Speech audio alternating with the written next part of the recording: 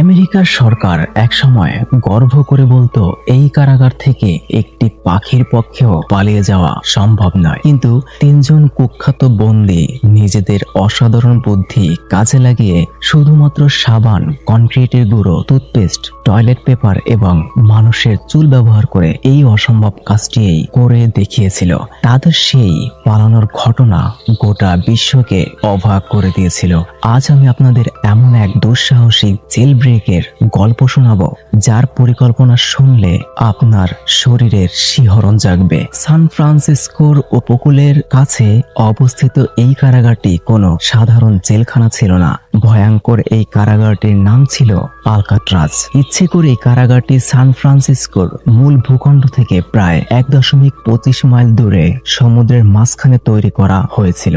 এখানকার পানি ছিল এতটাই ঠান্ডা যে কয়েক মিনিটের মধ্যেই একজন মানুষের শরীর অবশ হয়ে যেতে পারে। সমুদ্রের ঢেউ ছিল অত্যন্ত শক্তিশালী, ফলে পৃথিবীর দক্ষ সাঁতারুরাও এখানে বেঁচে থাকার জন্য কঠিন সংগ্রামের মুখে পড়ত।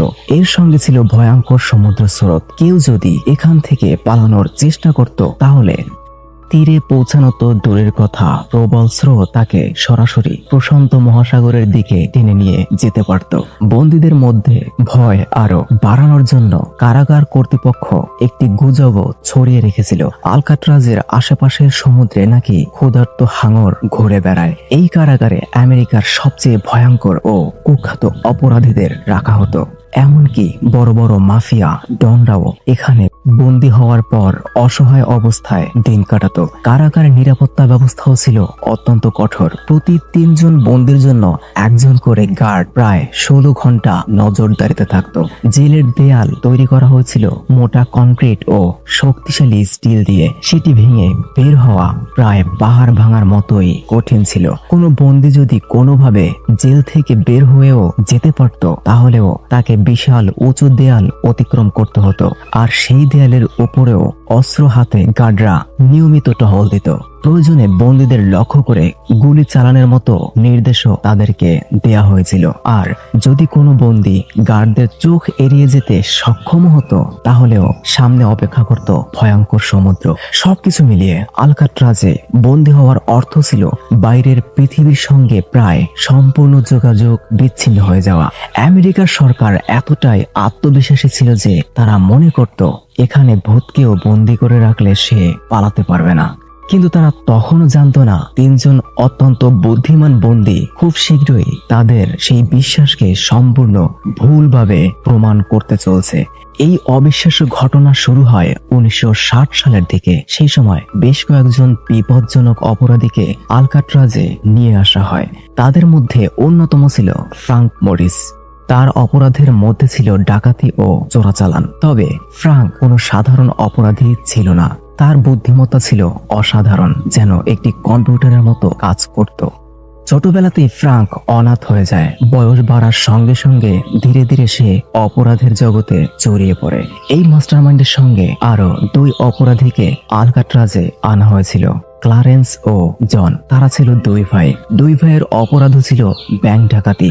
অস্ত্রের সাহায্যে ব্যাংক লুট করার ক্ষেত্রে তারা ছিল অত্যন্ত দক্ষ। এমনকি বিভিন্ন কারাগার থেকে পালানোর তাদের আগের রেকর্ড ছিল। এই দলের আরেক সদস্য ছিল অ্যালেন ওয়েস্ট। তার অপরাধের মধ্যে ছিল গাড়ি চুরি ও ডাকাতি। অদ্ভুতভাবে আলকাট্রাজে এসে এই 4 জনের ছেলেও একে অপরের পাশে পড়ে যায়। লাঞ্চের সময় কিংবা ব্যায়ামের সময় তারা একে অপরের সঙ্গে গোপনে যোগাযোগ করত এবং কারাগার থেকে পালানোর পরিকল্পনা নিয়ে আলোচনা করত। ফ্রাঙ্ক খুব দ্রুত বুঝতে পারে যে শক্তিশালী অস্ত্র ব্যবহার করে এই কারাগার থেকে পালানোটা একেবারেই অসম্ভব। এখান থেকে বের হতে হলে এমন একটি অসাধারণ পরিকল্পনা প্রয়োজন যা কেউ কখনো কল্পনাও করতে পারেনি। 4 জন তখন দৃঢ় সিদ্ধান্ত নেয়, হয় তারা কারাগার থেকে মুক্ত হবে আর নয়তো ঠান্ডা পানিতে ডুবে মারা যাবে, কিন্তু তারা চেষ্টা চালিয়ে যাবে। এরপর ফ্রাঙ্ক কারাগারের প্রতিটি অংশ গভীরভাবে পর্যবেক্ষণ করতে শুরু করে দেয়। মাসের পর মাস জেলের দৈনন্দিন রুটিন, গার্ডদের দায়িত্ব ও পুরো কারাগারের কাঠামো খতিয়ে দেখে। অবশেষে সে এমন একটি দুর্বল জায়গা খুঁজে পায় যেটি কারাগার তৈরির সময় প্রকৌশলীদের নজর এড়িয়ে গিয়েছিল। ফ্রাঙ্ক বুঝতে পারে আলকাট্রাজের কাঠামো প্রচারের মতো পুরোপুরি অটুট নয়। সমুদ্রের লবণাক্ত বাতাস দীর্ঘদিন ধরে জেলের ধাতব গ্রিল ও কনক্রিটের ভিতরের অংশ ক্ষতিগ্রস্ত করে ফেলেছিল। প্রতিটি সেলে বাতাস চলাচলের জন্য ছোট্ট একটি লোহার গ্রিল ছিল। মরিস লক্ষ্য করে আর্দ্রতার কারণে এই গ্রিলের চারপাশের কনক্রিট কিছুটা দুর্বল হয়ে গিয়েছে। তার ধারণা ছিল কোনো শক্ত ধাতব বস্তু দিয়ে ওই কনক্রিটে বারবার ঘষা হলে একসময় ভেন্টিলেশন গ্রিলটি খুলে ফেলা সম্ভব হবে। কিন্তু প্রশ্ন ছিল সেলের পিছনে আসলে কি রয়েছে। আলকাট্রাজের নকশা অনুযায়ী সেলের ঠিক পিছনে ছিল একটি ইউটিলিটি করিডর। জায়গাটি ছিল অনেকটা অন্ধকার গুহার মতো, আর যেহেতু এই অংশটি প্রায় সব সময় বন্ধ থাকতো তাই সেখানে সাধারণত গার্ডদের যাতায়াত একেবারেই ছিল না। ফলে কোনো বন্দী যদি গ্রিল সরিয়ে সেই করিডোরে ঢুকতে পারত তাহলে পাইপের সাহায্যে সেখান থেকে জেলের ছাদে পৌঁছানোটা একটা বড় সুযোগ ছিল। তবে পরিকল্পনাটি শুনতে যতটা সহজ মনে হয়, বাস্তবে কাজটা ছিল অত্যন্ত কঠিন। তাদের কাছে ছিল না কোনো হাতুড়ি, ছিল না ড্রিল মেশিন। সবচেয়ে বড় কথা, পুরো কাজটি করতে হতো একেবারে নিঃশব্দে। সামান্য শব্দ যদি গার্ডদের কানে পৌঁছে যেত তাহলে পুরো পরিকল্পনা মুহূর্তের মধ্যেই ধরা পড়ে যেত আর তাদের তখনই মৃত্যু হয়ে যেত। গ্রিল ভাঙার জন্য তাদের প্রয়োজন ছিল ধারালো কোনো সরঞ্জাম। তখন মার্ক তার সঙ্গীদের জানায় বাইরের কোনো অস্ত্র তাদের প্রয়োজন হবে না। কারাগারে পাওয়া সাধারণ জিনিস দিয়েই তারা নিজেদের প্রয়োজনীয় সরঞ্জাম তৈরি করবে। প্রথমে ক্লারেন্স ও তার ভাই ক্যান্টিন থেকে খাবারের চামচ সংগ্রহ করতে শুরু করে দেয়। এরপর তারা সেই চামচগুলো দেয়ালে ঘষে ঘষে ধারালো করে এমন একটি সরঞ্জামে পরিণত করে যা অনেকটাই ছুরির মতো করে কাজ করে। কিন্তু শুধু চামচ দিয়ে কনক্রিট সরানো যথেষ্ট ছিল না, তাই তারা আরো একটি বুদ্ধিদীপ্ত উপায় বের করে। কারাগার থেকে তারা একটি ভ্যাকুয়াম ক্লিনারের মোটর সংগ্রহ করে। পরে সেই মোটর, চামচ ও গিটারের তার ব্যবহার করে তারা একটি অস্থায়ী ড্রিলের মতো যন্ত্র তৈরি করে। এবার তাদের হাতে দেয়ালে কাজ করার জন্য প্রয়োজনীয় একটি কার্যকর সরঞ্জাম চলে আসে। কিন্তু নতুন সমস্যাও দেখা দেয়। মোটর চালু করলেই শব্দ তৈরি হতো, আর সেই শব্দ যে কোনো মুহূর্তে গার্ডদের কানে পৌঁছে যেতে পারত। এই সমস্যার সমাধানেও ফ্রাঙ্ক অসাধারণ একটি বুদ্ধি কাজে লাগায়। আলকাট্রাজ কারাগারে বন্দীদের বিনোদনের জন্য নিজেদের বাদ্যযন্ত্র বাজানোর অনুমতি ছিল। মরিস এই সুযোগটি কাজে লাগায়। সে ইচ্ছাকৃতভাবে জোরে একটি বাদ্যযন্ত্র বাজাতে শুরু করে। সন্ধ্যার সময় মার্ক যখন উচ্চ শব্দে অ্যাকর্ডিয়ন বাজাতো তখন সেই শব্দে আড়ালে তার সঙ্গীরা ড্রিলের কাজ চালিয়ে যেত। কনক্রিট থেকে বের হওয়া গুঁড়োগুলো তারা পকেটে জমিয়ে রাখত। পরে সুযোগ বুঝে সেগুলো নীরবে কারাগারের উঠানে ফেলে দিত। কয়েক সপ্তাহের নিরলস চেষ্টার পরে অবশেষে তারা একটি গর্ত তৈরি করতে সক্ষম হয় যার মধ্য দিয়ে একজন মানুষ বের হতে পারবে। কিন্তু গর্ত তৈরি করাই ছিল না সবচেয়ে বড় সমস্যা। প্রতিদিনের নিয়মিত তল্লাশি থেকে সেই গর্ত লুকিয়ে রাখাই হয়ে দাঁড়ায় সবচেয়ে কঠিন কাজ। কারণ কোনো গার্ড যদি একবার সেলের ভিতরে ভালোভাবে তাকাতো তাহলে গর্তটি সহজেই তার চোখে পড়ে যেতে পারত। এই বিপদ এড়াতেও তারা আরেকটি চমৎকার কৌশল ব্যবহার করে। কারাগার থেকে সংগ্রহ করা ম্যাগাজিন, সংবাদপত্র ও টয়লেট পেপার পানিতে ভিজিয়ে তারা একটি পেস্ট তৈরি করে। সেই পেস্ট ব্যবহার করে তারা একটি নকল ভেন্টিলেশন গ্রিল তৈরি করে। এরপর জেলের আর্ট ক্লাস থেকে সবুজ রং সংগ্রহ করে সেটিকে এমন ভাবে রাঙানো হয় যাতে দেখলে আসল ভেন্টিলেশন গ্রিলের মতো দেখায়। গার্ডরা যখন সেল পরিদর্শন করতে আসতো তখন তারা নোংরা কাপড় কিংবা বাদ্যযন্ত্র গ্রিলের সামনে এমন ভাবে রেখে দিত যাতে নকল অংশটি সহজে চোখে না পড়ে। এভাবেই বন্দীরা অত্যন্ত বুদ্ধিমত্তার সঙ্গে গার্ডদের চোখে ধুলো দিতে সক্ষম হয়। তবে তারা ভালোভাবেই জানতো দেয়াল কেটে বেরিয়ে আসাই জেল থেকে পালানোর শেষ ধাপ নয়। আসল বিপদ তখনও তাদের জন্য বাইরে অপেক্ষা করছিল। সেটি ছিল অত্যন্ত ভয়ঙ্কর, আর তা হচ্ছে সমুদ্র। এই সমুদ্রের পানি এতটাই ঠান্ডা যে পানিতে ঝাঁপ দিয়ে সাঁতার কাটা প্রায় আত্মহত্যার সমান। তাই তাদের এমন একটি ভেলার প্রয়োজন ছিল যার সাহায্যে তারা সমুদ্র পার হওয়ার চেষ্টা করতে পারে। সেই ভেলা তৈরির জন্য তারা জেলের স্টোররুম থেকে রেইনকোট সংগ্রহ করতে শুরু করে। বন্দীদের বৃষ্টির সময় ব্যবহার করার জন্য এসব রেইনকোট দেয়া হতো। তবে রেইনকোট ব্যবহার করে একটি বড় ভেলা তৈরি করা মোটেও সহজ কাজ ছিল না। তাই এর জন্য তারা একটি চমৎকার বৈজ্ঞানিক কৌশল ব্যবহার করে। প্রথমে তারা রেইনকোটগুলো প্রয়োজন মতো কেটে নেয়। এরপর জেলের পিছনে করিডোরে থাকা গরম পানির পাইপ থেকে বের হওয়া বাষ্প ব্যবহার করে রাবারের টুকরোগুলোকে একসঙ্গে সিল করে দেয়। কয়েক মাসের কঠোর পরিশ্রমের পর অবশেষে তারা প্রায় 14 ফুট লম্বা ও শক্ত একটি রেইনকোটের ভেলা তৈরি করে ফেলে। শুধু ভেলা নয়, পানিতে চলাচলের সময় নিজেদের নিরাপদ রাখার জন্য তারা রেইনকোট ব্যবহার করে লাইফ জ্যাকেটও তৈরি করে ফেলে। এবার ভেলা প্রস্তুত, কিন্তু সেটিকে পানিতে নামানোর আগে আরেকটি সমস্যা সামনে আসে। ভেলার ভিতরে বাতাস ঢোকানোর জন্য তাদের কাছে কোনো পাম্প ছিল না। এই সমস্যার সমাধানেও তারা একটি পুরনো বাদ্যযন্ত্রকে পরিবর্তন করে সেটিকে এয়ার পাম্প হিসেবে ব্যবহার করার উপযোগী করে তোলে। আর বৈঠা হিসেবে ব্যবহারের জন্য তারা আগেই কারাগার থেকে কিছু কাঠ সংগ্রহ করে রেখেছিল। তাদের তৈরি এসব সরঞ্জাম সবসময় জেলের পিছনে থাকা সেই গোপন করিডোরের ভিতরে লুকিয়ে রাখা হতো। সেখানেই সুযোগ পেলেই তারা নিজেদের পালানোর প্রস্তুতি চালিয়ে যেত। এখন সমুদ্র পাড়ি দেওয়ার জন্য প্রয়োজনীয় প্রায় সবকিছুই তাদের হাতে প্রস্তুত, কিন্তু সবচেয়ে বড় সমস্যা ছিল রাতের বেলায় গার্ডদের নজর এড়িয়ে চলা। কারণ প্রতি রাতে গার্ডরা জেলের পিছনে এসে টর্চের আলো ফেলে বন্দীদের অবস্থান পরীক্ষা করত। এই সমস্যার সমাধান করতেও ফ্রাঙ্ক মরিস আবার একটি অসাধারণ কৌশল বের করে, আর এই কৌশলটি পরবর্তীতে আলকাট্রাজ থেকে পালানোর সবচেয়ে আলোচিত পরিকল্পনার মধ্যে একটি হয়ে ওঠে। তারা টয়লেট পেপার, সাবান ও কনক্রিটের গুঁড়া ব্যবহার করে মানুষের মাথার মতো একটি নকল মাথা তৈরি করে। সেটিকে আরো বাস্তব দেখানোর জন্য উপরে রং লাগানো হয়। এরপর জেলের নাপিতের কাছ থেকে কিছু চুল সংগ্রহ করে সেই নকল মাথার উপর লাগিয়ে দেওয়া হয়। ফলে এতটাই বাস্তবসম্মত হয়েছিল যে সেটি দেখে তারাও অবাক হয়ে গিয়েছিল। তাদের পরিকল্পনা ছিল যেদিন রাতে তারা পালাবে সেদিন নকল মাথাগুলো বালিশের উপর রেখে দেবে। এরপর শরীরের আকৃতি বোঝানোর জন্য কম্বল দিয়ে বাকি অংশ ঢেকে দেয়া হবে। দূর থেকে গার্ডদের টর্চের আলোয় দেখে মনে হবে বন্দীরা নিশ্চিন্তে বিছানায় ঘুমিয়ে আছে। এই কৌশল সফল হলে গার্ডরা তাদের অনুপস্থিতি বুঝতে প্রায় 9 থেকে 10 ঘন্টা সময় নিয়ে ফেলতে পারে। অবশেষে সেই প্রতীক্ষিত দিন এসে যায় 11 জুন 1962।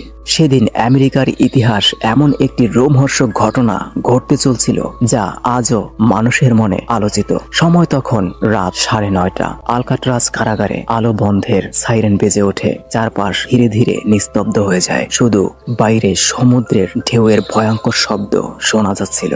ফ্রাঙ্ক মরিস নকল ভেন্টিলেশন গ্রিলটি সরিয়ে ফেলে এবং তার সঙ্গীদের বের হওয়ার সংকেত দেয়। পরিকল্পনা অনুযায়ী ক্লারেন্স ও জন, দুই ভাই, তাদের নকল মাথাগুলো বালিশের উপর রেখে দেয়। এরপর শরীরের মতো দেখানোর জন্য কম্বল সেগুলোর উপর এমনভাবে চাপা দিয়ে রাখে যাতে বাইরের থেকে মনে হয় যে তারা বিছানায় ঘুমিয়ে আছে। এরপর 3 বন্দী হামাগুড়ি দিয়ে ছোট গর্তের মধ্য দিয়ে ছেলের পিছনে করিডোরে ঢুকে পড়ে।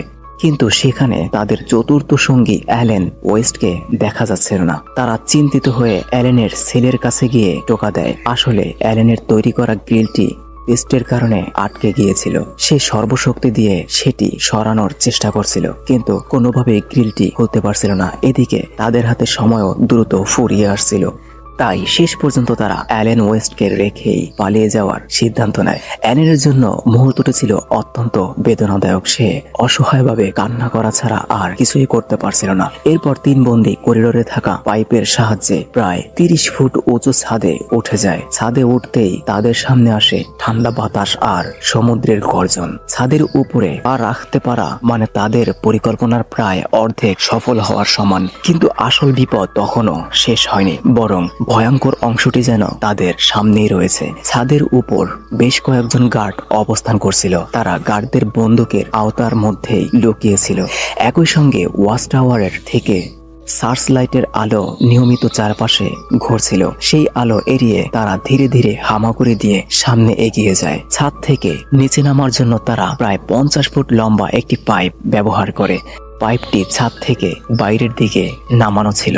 নিচে নামার সময় তাদের সঙ্গে ছিল রেইনকোট দিয়ে তৈরি ভেলাটি। অবশেষে নিচে নেমে তারা কারাগারের কাঁটাতারের কাছে পৌঁছে যায়, আর সেখান থেকে সমুদ্র ছিল মাত্র কয়েক হাত দূরে। অনেক কষ্ট করে তারা প্রায় 15 ফুট উঁচু কাঁটাতারের বাধা পার হয়ে তটরেখার কাছে পৌঁছে যায়। এবার তাদের সামনে শুধুই অন্ধকার সমুদ্র। পানির তাপমাত্রা এতটাই কম ছিল যে সামান্য পানির ঝাপটাতেই তাদের শরীর কাঁপতে শুরু করে। তারা নিজেদের তৈরি পাম্প দিয়ে ভেলাটিতে বাতাস ভরতে শুরু করে। ভেলা প্রস্তুত হওয়ার পর তিনজন সেটির উপরে উঠে বসে পড়ে। এরপর ধীরে ধীরে তারা অন্ধকার সমুদ্রের দিকে এগিয়ে যায় এবং একসময় রাতের অন্ধকারে সম্পূর্ণ অদৃশ্য হয়ে যায়। অন্যদিকে কারাগারের ভিতরে গার্ডরা তখনও নিজেদের মধ্যে গল্প করতে ব্যস্ত ছিল। তাদের ধারণা ছিল এই মুহূর্তে সব বন্দী হয়তো গভীর ঘুমে আচ্ছন্ন, কিন্তু তারা জানতো না আমেরিকার সবচেয়ে সুরক্ষিত কারাগার নিরাপত্তা ব্যবস্থা সবচেয়ে বড় পরীক্ষা ইতিমধ্যেই শুরু হয়ে গিয়েছে। সকাল 7টার দিকে বন্দীদের ঘুম থেকে ওঠানোর জন্য সাইরেন বেজে ওঠে। এরপর প্রতিদিনের নিয়ম অনুযায়ী গার্ডরা একে একে সেলগুলো পরীক্ষা করতে শুরু করে। একজন গার্ড যখন মরিসের সেলের সামনে এসে দাঁড়ায় তখন তার মনে হয় মরিস এখনো ঘুমিয়ে আছে। সে কয়েকবার ডাকাডাকি করেও ভিতর থেকে কোনো উত্তর পায় না, শুধু মাথার অংশটি দেখা যাচ্ছিল আর শরীরের বাকি অংশ কম্বলে ঢাকা ছিল। গার্ড বিরক্ত হয়ে সেলের ভিতরে প্রবেশ করে। সে ফ্রাঙ্কের মাথায় হাত রাখতেই অস্বাভাবিক কিছু লক্ষ্য করে। মাত্র কয়েক সেকেন্ডের মধ্যে সে আতঙ্কিত হয়ে যায়। নকল মাথাটি বিছানা থেকে নিচে পড়ে যায় এবং গার্ডের হাতে কেবল কিছু চুল রয়ে যায়। দৃশ্যটি দেখে গার্ড একেবারে হতভম্ব হয়ে পড়ে। এরপর সে সঙ্গে সঙ্গে বাঁশি বাজাতে শুরু করে। মুহূর্তের মধ্যেই আলকাট্রাজ কারাগারের জরুরি সাইরেন বেজে ওঠে। গার্ডরা দ্রুত দুই ভাইয়ের সেলেও ছুটে যায়। সেখানেও একইভাবে নকল মাথা পড়ে থাকতে দেখা যায়। তখন তারা দ্রুত পুরো কারাগার তল্লাশি শুরু করে এবং বুঝতে পারে বন্দীরা কিভাবে পালিয়েছে। অ্যালেন ওয়েস্ট যে শেষ পর্যন্ত সেল থেকে বের হতে পারেননি, ভয়ে গার্ডদের কাছে পরিকল্পনার কথা জানিয়ে দেয়। এর কয়েক ঘন্টার মধ্যেই আমেরিকার ইতিহাসের অন্যতম বড় অনুসন্ধান অভিযান শুরু হয়। FBI, কোস্টগার্ড এবং শত শত পুলিশ সমুদ্রের চারিদিকে ব্যাপক তল্লাশি চালাতে শুরু করে। আমেরিকার বিভিন্ন সংবাদ মাধ্যম তখন একটি খবর বারবার প্রচারিত হচ্ছিল, আলকাট্রাজ থেকে 3 বন্দী পালিয়ে গিয়েছে। কিন্তু সমুদ্রের বিশাল এলাকায় তল্লাশি চালিয়েও ওই 3 বন্দীর কোনো সন্ধান পাওয়া যাচ্ছিল না। তখন সবার সামনে একটি প্রশ্ন ঘুরপাক খেতে শুরু করে, 3 বন্দী কি সত্যি বেঁচে আছে নাকি তারা সমুদ্রে মারা গিয়েছে? একবার চোখ বন্ধ করে কল্পনা করুন, সেই অন্ধকার রাতে বরফ শীতল সমুদ্রের মধ্যে তাদের অবস্থা কেমন হতে পারে। চারিদিকে গভীর অন্ধকার, হিমেল বাতাস এবং প্রচন্ড ঢেউ। রেইনকোট দিয়ে তৈরি তাদের ছোট্ট ভেলাটি হয়তো ঢেউয়ের আঘাতে কাগজের নৌকার মতো দুলছিল।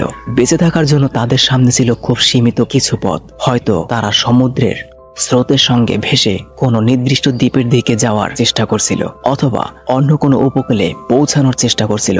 একদিকে ছিল স্বাধীনতার আনন্দ, অন্যদিকে প্রতিটি মুহূর্তে ছিল মৃত্যুর আশঙ্কা। সমুদ্রের ঢেউয়ে তাদের ভেলা ছিঁড়ে যেতে পারত, কিংবা তারা পানিতে ডুবে মারা যেতে পারত। তাহলে কি তারা সত্যিই কোনো দ্বীপে পৌঁছাতে পেরেছিল, নাকি সমুদ্রের কোনো প্রাণীর আক্রমণে তাদের মৃত্যু হয়েছিল?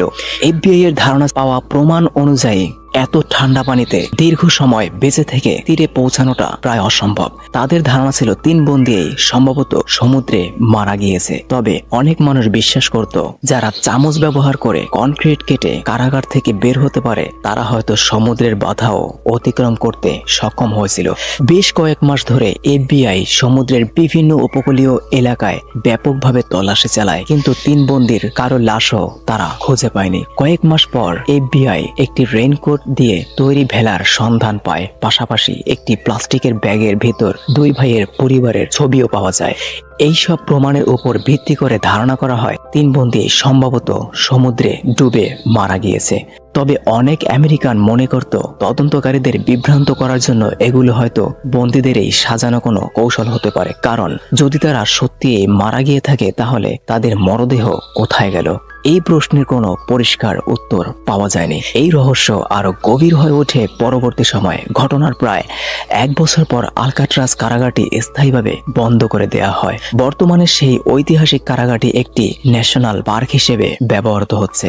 প্রতি বছর অসংখ্য পর্যটক এখানে ঘুরতে আসে। তবে তাদের আগ্রহের অন্যতম প্রধান কারণ হলো সেই 3 বন্দীর সেলগুলো, যেখান থেকে তারা একসময় অসম্ভব এক পরিকল্পনার মাধ্যমে পালিয়েছিল। আজও ফ্রাঙ্ক মরিস, ক্লারেন্স এবং জন অ্যাঙ্গুলিনের নিখোঁজ হওয়ার রহস্য পুরোপুরিভাবে সমাধান হয়নি। তারা কি সত্যিই সমুদ্রের ঠান্ডা পানিতে মারা গিয়েছিল, নাকি অসম্ভবকে সম্ভব করে তারা নতুন কোনো পরিচয়ে কোথাও বেঁচে আছে? এই প্রশ্নের নিশ্চিত উত্তর আজও অজানা।